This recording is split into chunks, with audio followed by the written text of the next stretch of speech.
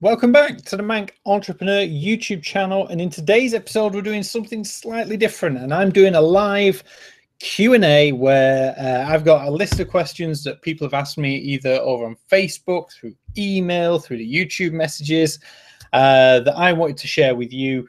And also, with it being live, you can ask me any questions that you have live as well, for anyone who is able to join in. So yeah, that's pretty much today's episode. Nice and simple idea. Ask me any questions that you have and I will answer them as truthfully as I can. Obviously there's some things that I cannot answer. How much do you earn and all that sort of stuff I'm not going to go into, but yeah, anything else I'll do my best to answer. So going on to the list of questions, like I said, I do have the list ready. But always open. If you have any questions, feel free to jump on the chat as well. So starting off with the first question is, in your accountability video, you mentioned getting a third party to review your business. Where do you find such a person?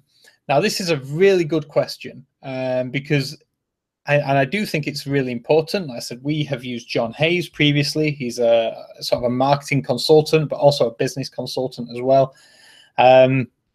And the fundamentals with hiring that person or bringing that person in is that you have to trust them.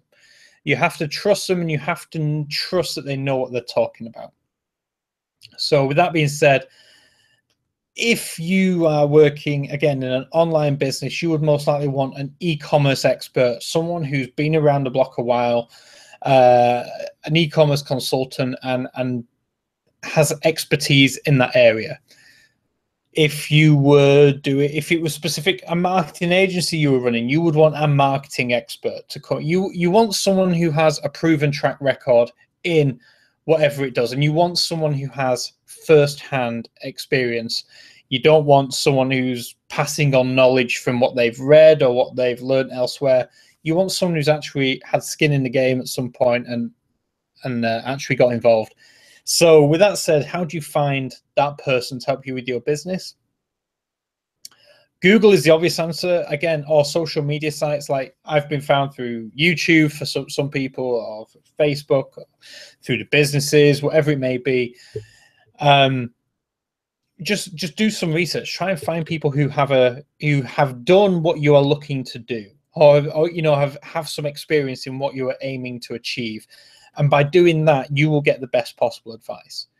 Now, when it comes to life, again, it's the same thing. If you're looking for life advice, look for someone who has achieved what you want to achieve. Don't look for someone who talks a good game but hasn't actually done anything. There's lots of talkers out there. You want advice from doers. So that would be my advice. Find someone who knows your industry, who has experience in your industry, and reach out to them. Like I said, Twitter is a great place to go. LinkedIn is another obvious one. And just send out an email. So, you know, reach out to them.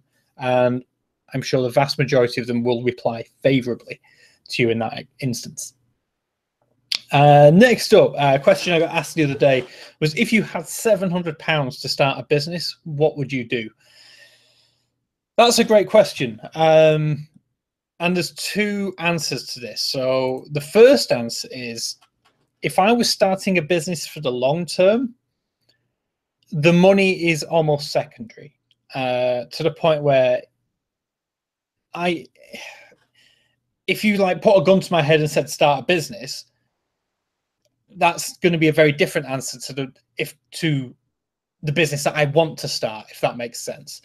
The business that, again, the main business that myself and Matt started didn't take £700 to start. It was a lot less than that, but it took a lot of time, and a lot of time of us not getting paid. So again, that's, you know, did it cost more than that in our time? Yeah, absolutely. But again, it's a tough one to explain. So my first advice would be, if you want to start a business, do it in something you love, do it in something that you are passionate about, and you'll see much greater success much quicker than something than if you're just in it for the money. I truly believe that, and I've seen it a few times. But if you just wanted me to give you an answer and say, like Dave, here's £700, how are you going to make money from it? I would be selling online. I truly believe that whatever that I would do, I'd spend a day doing some product research, and from there I would then start looking at suppliers where I can get that product from. Is there an opportunity for me to make that product better, private label it, and then I buy the stock. I either drop ship or I buy it myself, and then I sell online and I flip it. The alternative to that is, again, going to what in America you call thrift stores or thrift shops, and here in the UK there's like car boot sales or all those like charity shops. You go there and you just look for opportunity. You look for opportunity in products. You buy cheap, you sell high. That is the easiest way. And like I say, if you give me £700 to spend my day doing that, I would easily be able to make I would imagine you'd be able to 5 times that £700 by just buying the right products and selling them quickly. It's sort of flipping, they call it in America. Like Gary Vaynerchuk talks about this, flipping products. If you know what you're looking for, it's very simple to do. There's loads of product research apps out there now. I think Profit Sorcery is one. Jungle Scout is another for Amazon. Loads of ways in which you can make money. But I would say if you're going to start a business, do it in what you love, do it in what you're passionate about. Solve a problem for someone that you have experience in. But the cheap answer is sell things online, buy cheap, sell high. That's the simple answer. If you got £700, buy stock, sell it. That's the quickest and easiest way. Okay, next one is an eBay related one. I see you got some people watching live. Thank you, welcome. Feel free to say hi. Any questions, drop them in the chat and I'll answer them live. So next up, I see sellers on eBay using keywords in the brand, MPN, and other various item-specific fields. What's your opinion on this? My opinion is very simple. Don't do it. You are not going to get more traffic by keyword stuffing. That's not going to happen. In fact, the only thing that is going to happen is you are likely to attract more traffic that you do not want to your listings, which is bad. Because, okay, so let's break this down.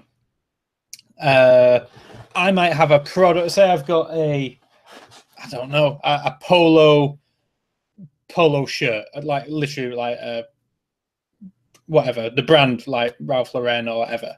If I then go into the item specifics and start using like Hugo Boss, Tommy Hilfiger, or some other brand names out there, what's going to happen is if people then go and use the left-hand navigation on eBay and look for Hugo Boss shirts, my listing pops up, but it's actually a Ralph Lauren one. When someone then clicks on that image and says, "Oh, I wanted Hugo Boss, this is Ralph Lauren," it's not what I'm looking for. They bounce off.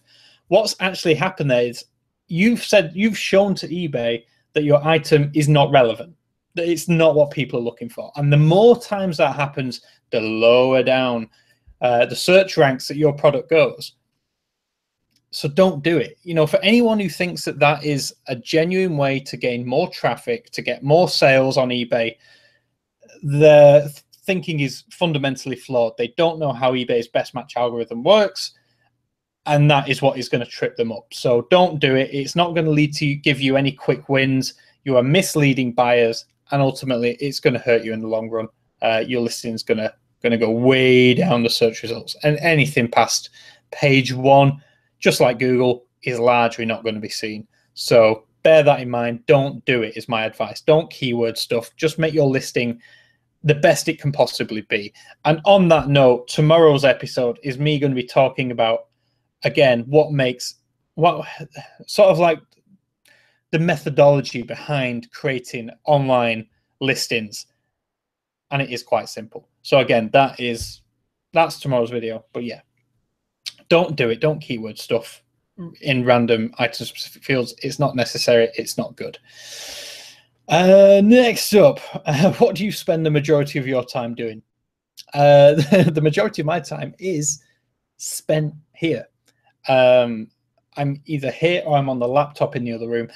And as far as the business goes, like the day-to-day running of the business goes on without me.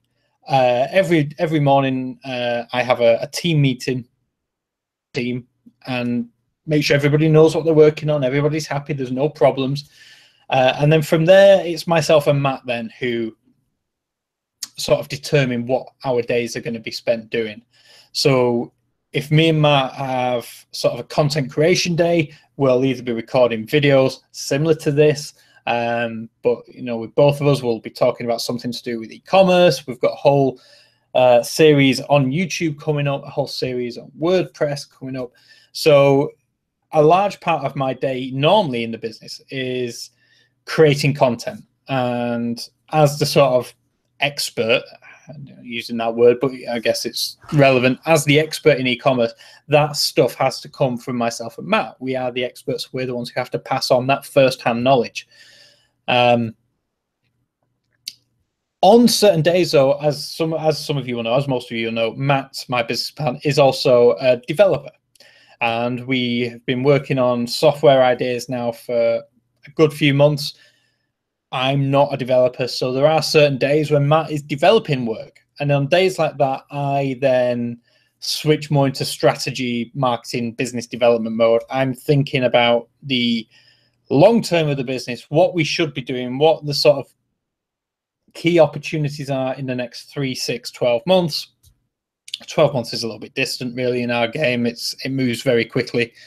So, yeah, it's one of those. It's a lot of, you know, we also run eSeller Cafe as well. So there's a lot of content stuff that we do for that, a lot of emails that get a lot of networking. Again, I was on the phone Friday morning trying to sort out a few things for that. So, yeah, if it isn't content creation, it's the sort of business development, marketing strategy stuff, which goes along with the business, which is, I think that's ideal. As the entrepreneur, as the leader, founder of the business, my job should be working on the business, not in it. So I'm very happy the day-to-day stuff I do not get involved with largely. Nee has jumped on live chat. Hey, Manc. Hello, Nee. Thank you for stopping by and saying hello. Any questions, feel free to ask them. You've got me in a good mood this Tuesday, so I'll be here as long as I'm needed. So next question. I am waiting for my A-level results, but I really want to start or try starting a business. However, my parents want me to go to university. What are your thoughts on that? That's a great question. Darren, back at What Cafe? esellercafe.com. I'll put it in the chat, mate. It's basically an e-commerce, or I would put it in the chat, but it looks like my mouse has died. It's an e-commerce news website. We give you all the breaking news and goings on within e-commerce, as well as talking about the latest sort of solutions out there, different products and things, which, you know, sellers might not know about. So it's only about 3 or 4 months old. And yeah, so far it's been doing really well. We had a really good week last week. There we go. esellercafe.com. There we go. So yeah, check it out. So lots of, I think there's been 2 new posts today regarding Amazon. But yeah, we try and keep you up to date with the latest goings on. Anyway, back to the question about A-level results. Firstly, well done on doing A-levels. I've been there. They're pretty damn tricky. But I said, I really want to start a business. However, my parents want me to go to university. What are your thoughts? Okay, this is a tough one because I get this a lot. I get asked about this a lot.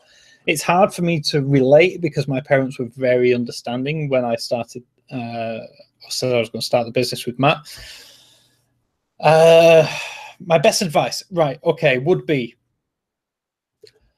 right now. If you've just left, if you're leaving college or sixth form, whichever one it may be, and you get your results, good luck on your results. I'll be doing a video later on this month on results day. I'm sure you can guess along the lines of how that's going to go. But I would say there's multiple points to this question. The first one is there's never going to be a better time for you to start experimenting with starting a business than there is right now at your age. Chances are you do not have any children. Chances are you don't have a mortgage. And chances are you probably still live with your parents, hopefully rent-free, but even if they are charging you rent, it's probably not much, which means that you are never going to live again at the time that you are now with the level of outgoings at what you have right now. And that is huge. You know, if I was told that I had to start a business right now with a mortgage and with bills and outgoings, it would be a lot harder. My minimal income that I need to make every month is a lot higher than what it used to be. It used to be pretty much zero, other than like my phone bill and, you know, my mobile phone contract, which was maybe £25 a month, £30 a month. Everything else I could do from home. My mum and dad never charged me any rent or anything like that. It was very appreciated. And that gave me the perfect opportunity to experiment with starting a business. So if you need to bear in mind that if you are willing to put yourself through, you know, and it will be hard. Like I said, there will be your friends who will go off to university living on their own. Trust me, it's not as great as it's cracked up to be. Bills and all that do take the sting out of that. Going out drinking every night, yeah, that's great. The difference is that they're living for life right now. If you want to start a business, you're thinking in the future. Again, it's that entrepreneur thing. Entrepreneurship is living a few years of your life like most people won't, so you can live the rest of your life like most people can. If you're thinking about starting a business, you're on that mindset, and I take my hat off to you for that. So you're willing to give up those early years of your life to put in the work so that later on in your 30s, 40s, 50s, you can do whatever the hell you want. Fair play. That's great. So the first part is, I would say now is the perfect time for you to start a business. You can always go back to university. If it doesn't work out and you have a change of mind, you really want to go to university, you can do that next year or in 2 years. You know, how many people take a gap year and go and find themselves and all that? People do it, but ultimately it's a waste of time. You want to do something which is much more active with your time, and fair play for that. The second point is about the parents. Now, that's going to be a slightly harder sell. That's going to boil down to you and your relationship with your parents and how well you can convince them about your passion for starting a business, how you really think you can give it a go. The big one is the money side, is that right now, if you're going to go to university, after 3 years, which the normal course is, as a bare minimum, you're going to walk out with £27,000 in debt. And that's the bare minimum. That's not including like the maintenance loans, the you know, the accommodation loans and everything else. You could be well up to £40,000 debt after 3 years. And that's a lot of money. And that's you know, I was fortunate. I did go to university, and would I do it again if no, I probably wouldn't.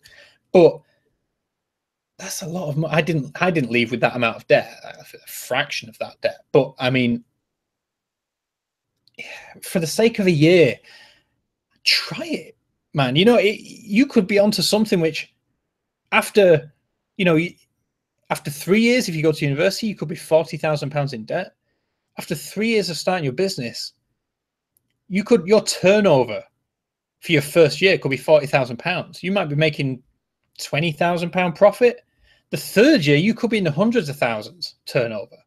Who knows? So that would be me. If you genuinely think you're that entrepreneurial, I would say do it. You have to take a chance on yourself, and you have to do it while the odds are in your favor. And like I say, if you're leaving sixth form with A levels, the odds are really in your favor right now. It's never going to be a better time for you to try than right now. And yeah, you'll make mistakes and you won't know everything. That's when you learn. And if you fail, it's not a failure if you learn. So you'll pick yourself up and you'll start again. Better to fail when there's nothing on the line than when you've got a mortgage, kids, and everything else. So that would be my advice. Talk the parents round and give it a stab for a year, see what happens. I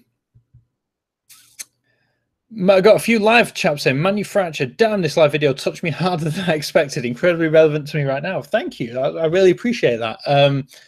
Any questions? Let me know. I'm here all day. If there's anything I can help you with, again, let me know. Blaine, I've had a brand new Duresi Harley Davidson shirt on eBay for 3 weeks and can't sell it. Any advice? Yes, send me the item number. I'll stick it in my end, and I'll give you my live advice for that product. So yeah, send me the item number. I'll stick it in the chat, and we'll do a live rundown of your item.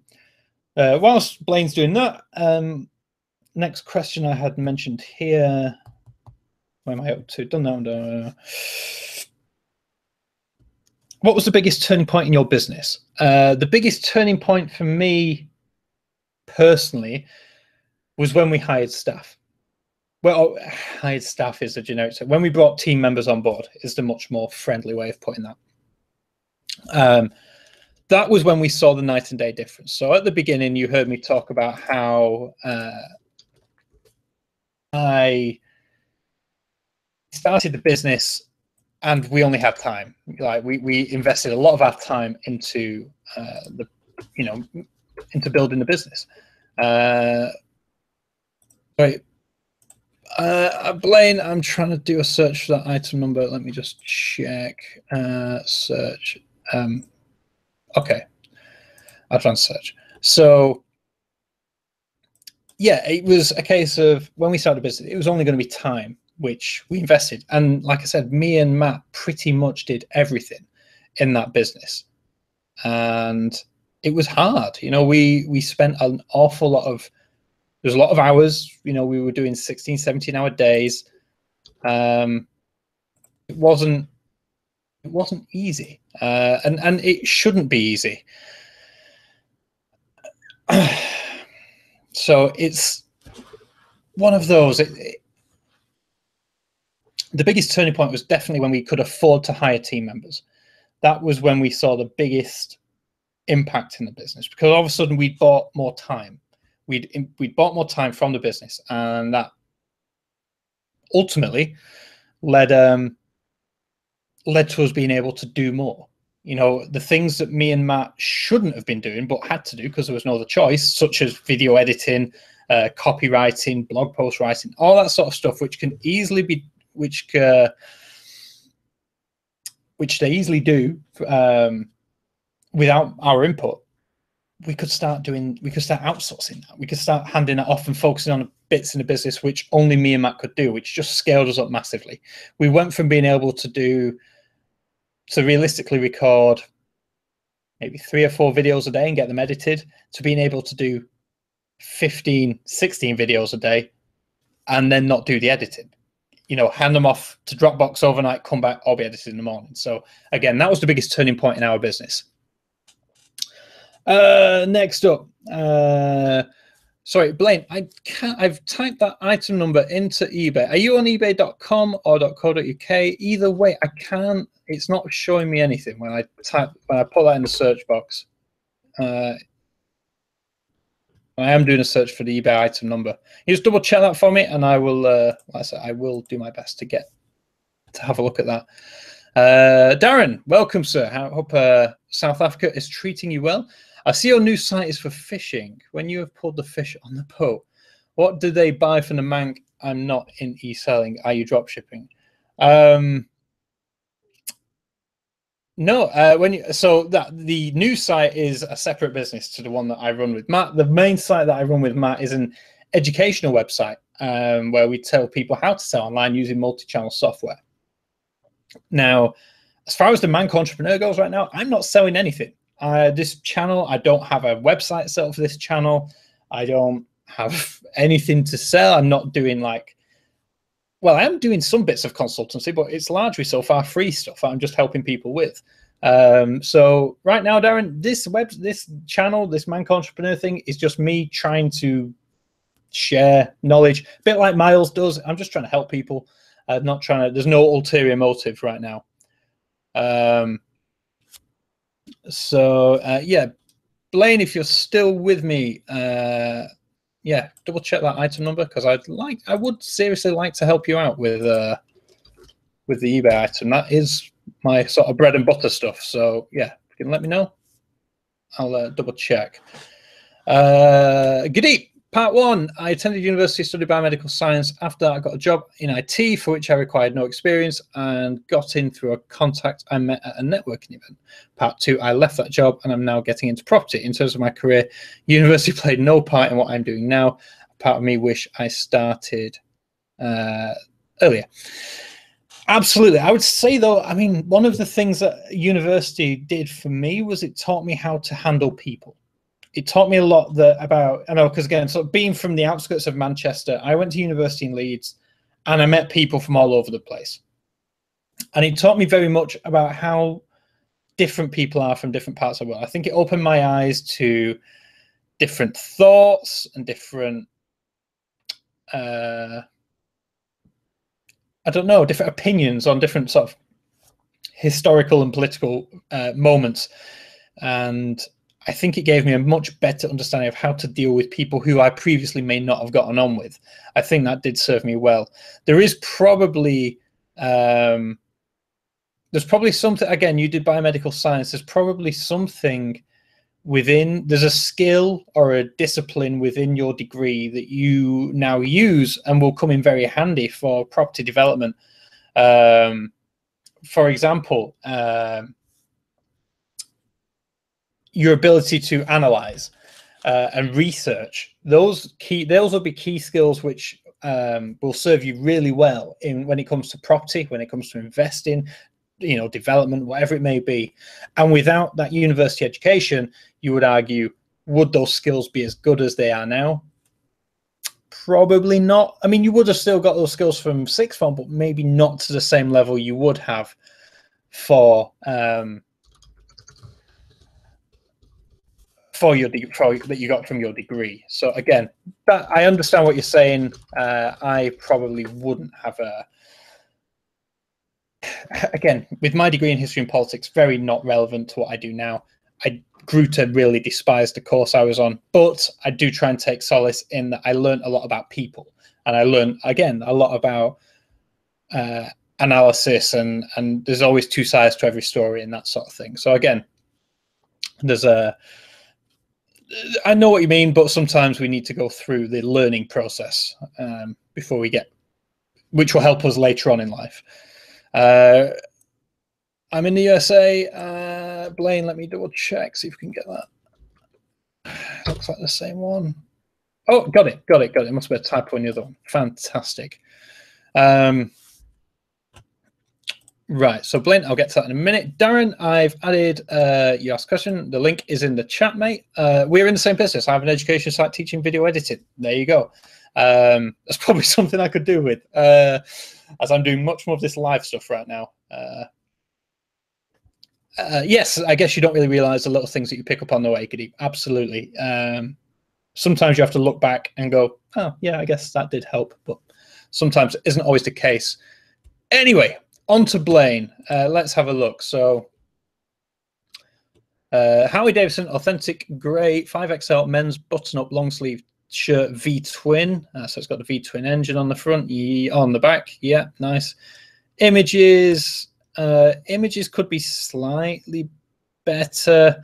So Blaine, first off, I mean, it says 5XL, so it's obviously a big shirt, and there's a picture of it on the bed. However, I have no idea what size bed that is. So again, that would help with the reference, the size on the, well, I'm talking about the images right now. I've not scrolled down to see the rest of the items yet.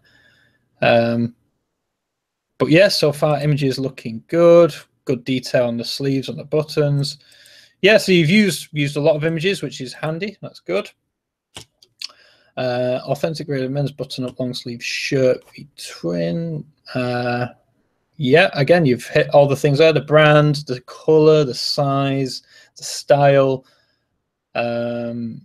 Yep. So far it's looking good. Let's scroll down. Item specifics: new sleeve length long sleeve, color gray, 100% cotton, theme Harley Davidson, brand Harley Davidson, button front, size big and tall, 5XL. Yep. So you have item specifics, which again is a good one. The description. The first thing I would say about your description is it could be a little easier to read. It's just a paragraph of what looks like Times New Roman. What I would do is put 5 bullet points first. So again, so it's never been worn. So that'd be brand new, perfect condition, Harley Davidson shirt. Next bullet point, 100% cotton, and then put a benefit of that in. So he's very breathable, cool in the summer. It's 5XL. And then I'd maybe also put, if you can, track down some dimensions for that. Again, what the neck size might be, how long it might be, going from there. And again, just you want to give them, think about an Amazon listing. Like above the fold on Amazon, you have the 5 bullet points, which tell you everything that you should need to know about that product. And then if they've not quite sold you, you can go down and read more. Do the same on eBay. Put your 5 bullet points at the top, and then put the paragraph of text underneath that, and hit return a few more times. Lines with, you know, the odd line or the odd sentence or two sentences max, hit return, total line space, 2 new lines, and go from there. It makes humans are much easier to digest lines of text rather than blocks of text. So that would be my advice there. Secondly, I mean, again, it's hard because I don't know too much about the product, whether the price is in the right ballpark or not. So let's do a check. Harley Davidson, I'll just do a generic check on eBay. Harley Davidson dress shirt. Let's see how we go. And what I'm doing now is just seeing what the, in fact, that needs to be ebay.com. Just seeing what the competition is sort of, or what, you know, other people are listing them as. So we want to make sure they're brand new, because that's would be a like for like comparison. So yeah, your pricing is not a million miles off. There's a one with a piston, which is $73, and the brown, the sort of black and orange, which is $54. So you are in the sort of right price range. What I would do then, Blaine, is one of my sort of recommendations for that is, clearly there hasn't been enough interest in that shirt at the beginning. If you've not had any success, I would pull it down, make a few changes that I've suggested. Like I said, redo the description, look at what other people who are selling them are doing, and then relist it and see if that helps, because it does. Or I mean, you could try doing an auction, but again, that is a little risky. Just try and relist it and see what happens. Go from there. Hobby base. Hey Dave, what's the vid about? That's a nice easy question. I can do that one.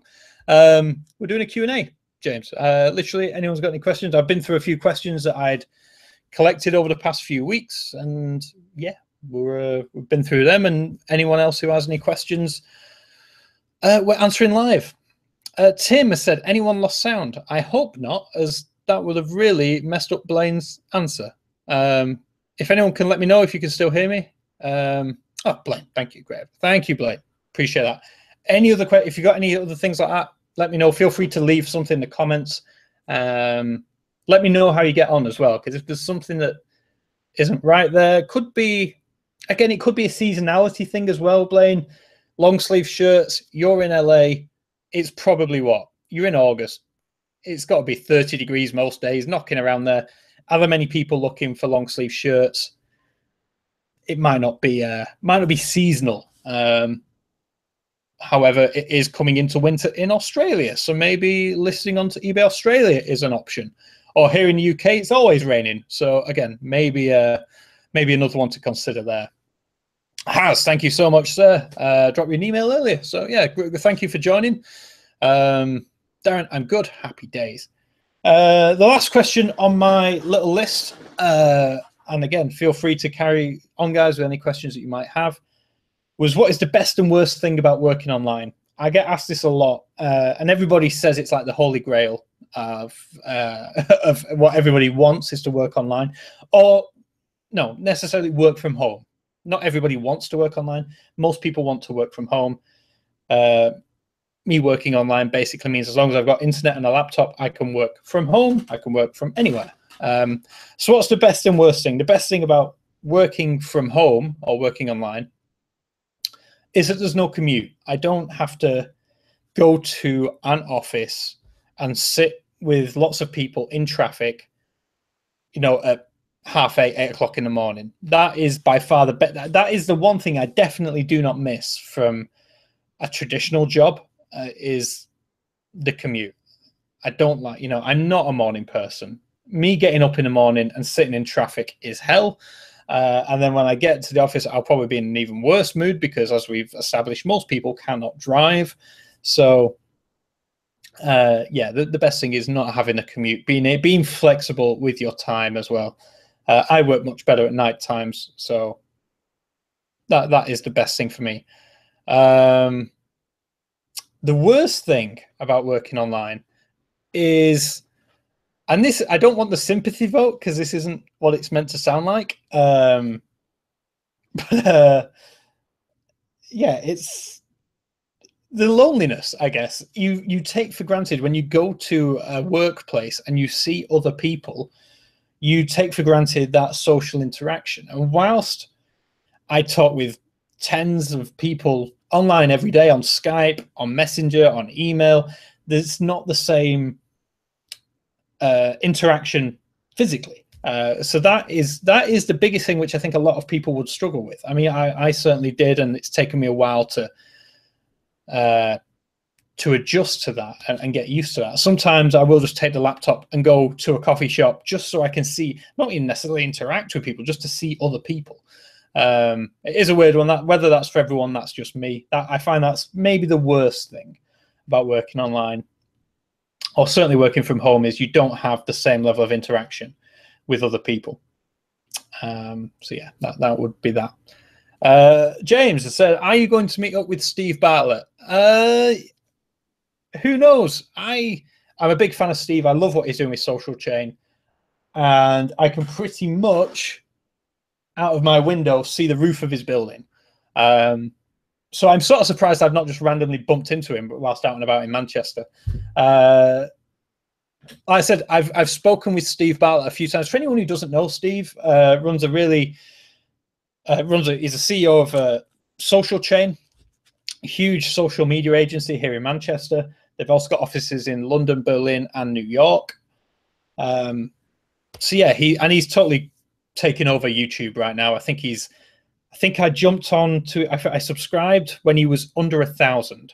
I think he was at 600 subscribers, and now he's past 40,000. He's had a meteoric rise, and he's done lots of interviews with cool people, Gary Vaynerchuk, and all that sort of stuff. So Steve, yeah, I like what he does. I like what he's doing. He seems like a nice guy. I've not met him personally. Me and him have chatted on Snapchat and Twitter, and but never, never really. We've just not met in person yet, and I think it'd be cool if we did. So it's one of those. I've not reached out to him and said, hey, let's meet up. I don't think there's anything he could necessarily help me with, and I don't think there's anything I could necessarily help him with. And he's just an incredibly busy guy. If you watch his vlogs, you'll see he's all over the place. But like I said, like what he's doing. I like how he comes across in the vlogs. It'd be cool to meet him and say hello and have a chat and hear his story.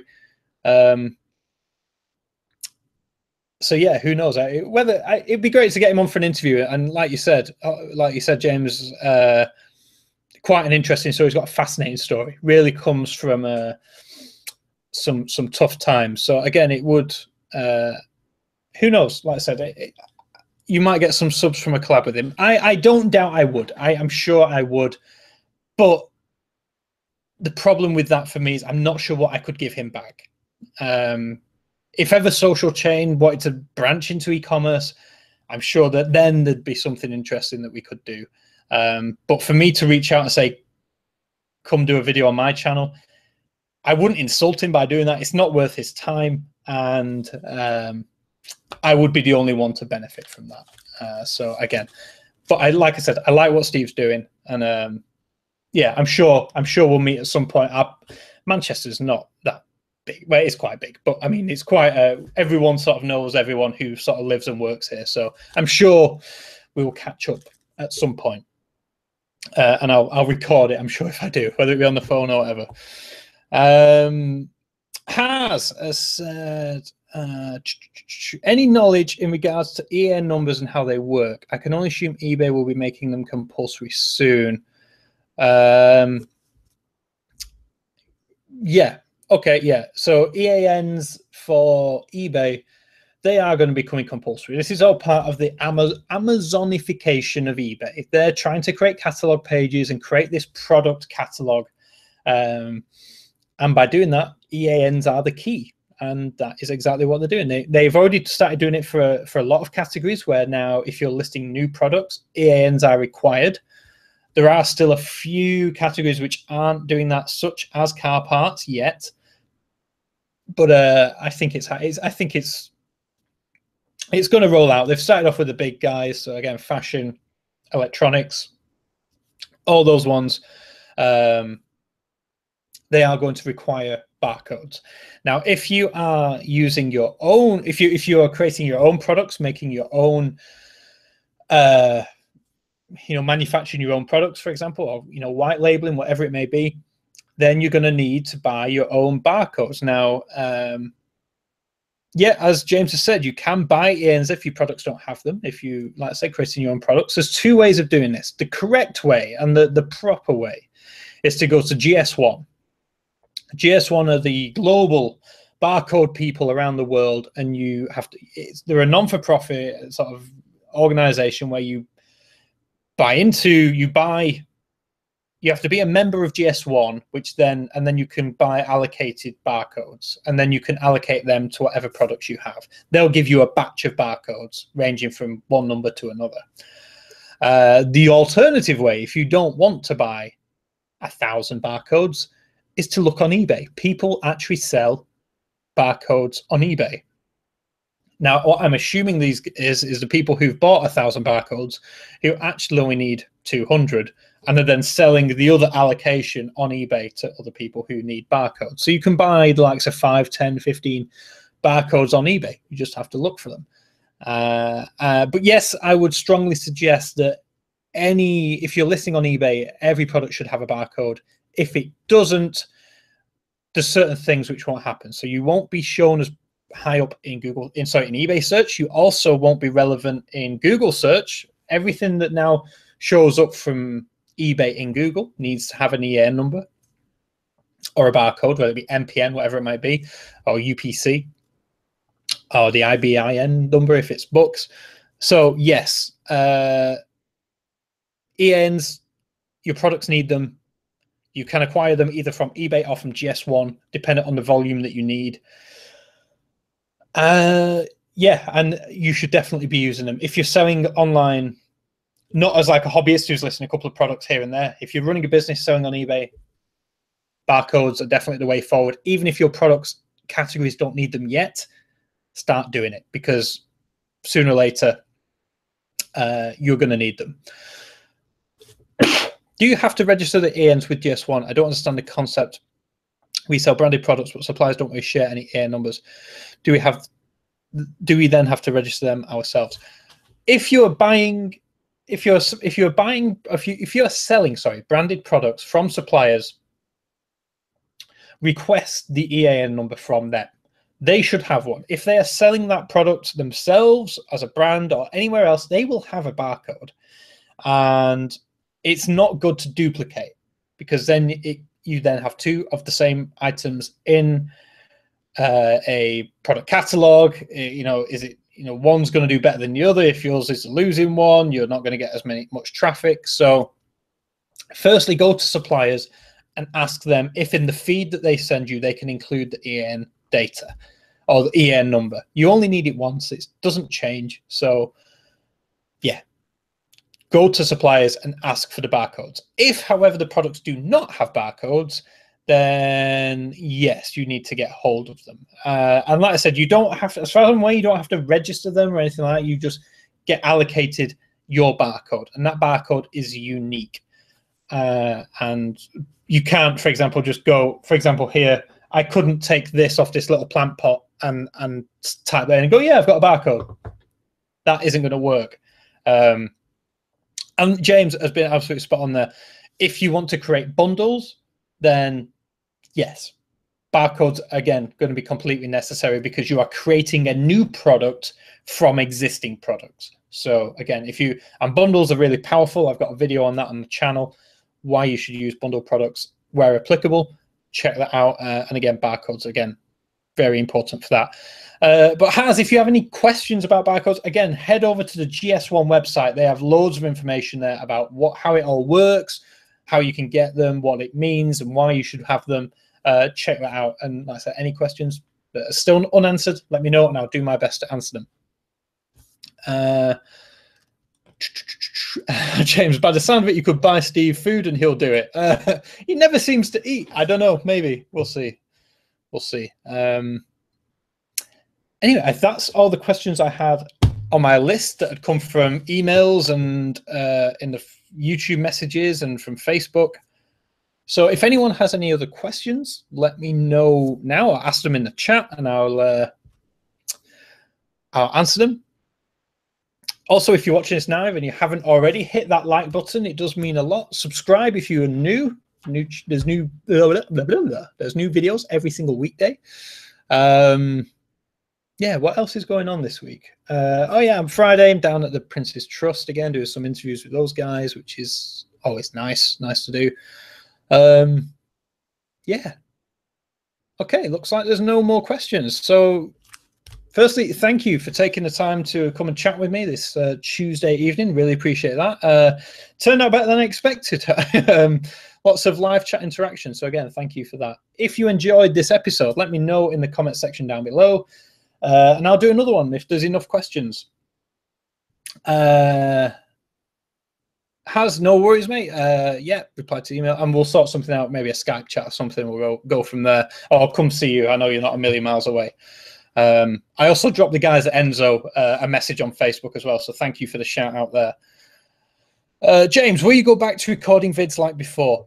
Yes, I will. I'm waiting on Hyperoptic. The guys were here yesterday.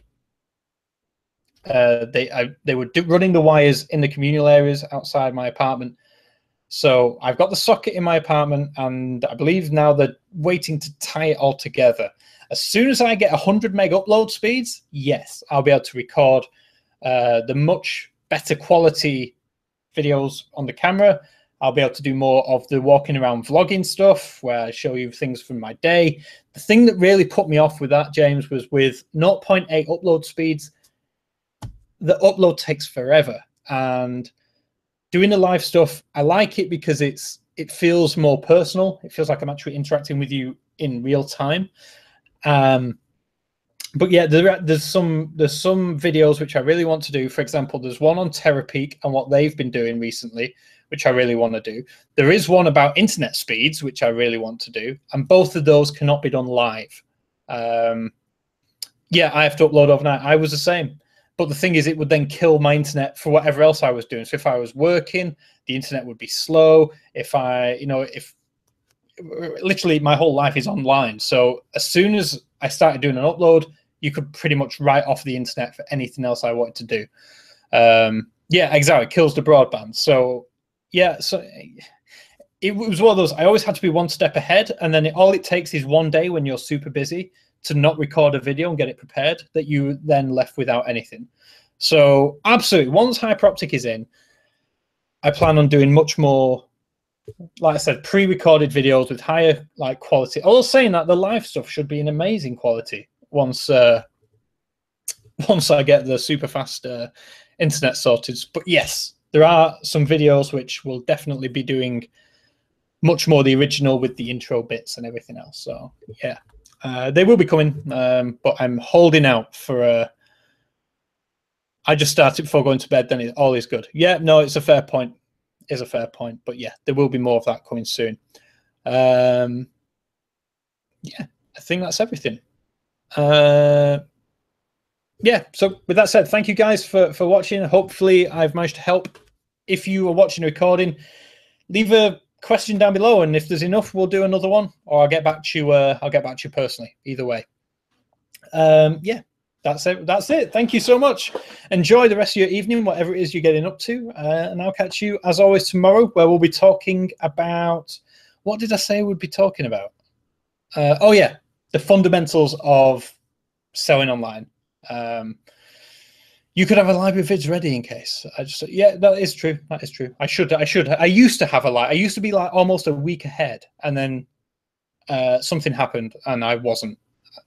So yeah, I think I had that week where I just didn't want to upload, but I forced myself to. But yeah, tomorrow we'll be talking about the fundamentals of selling online and what my core thoughts on that is and how ultimately you can win. So I look forward to seeing you there. It'll probably be around a similar time tomorrow. Yeah, enjoy the rest of your day. Thank you for tuning in. Thanks for hitting the like button. If you haven't already, please do so, and I'll catch you tomorrow. See you then, guys. Bye.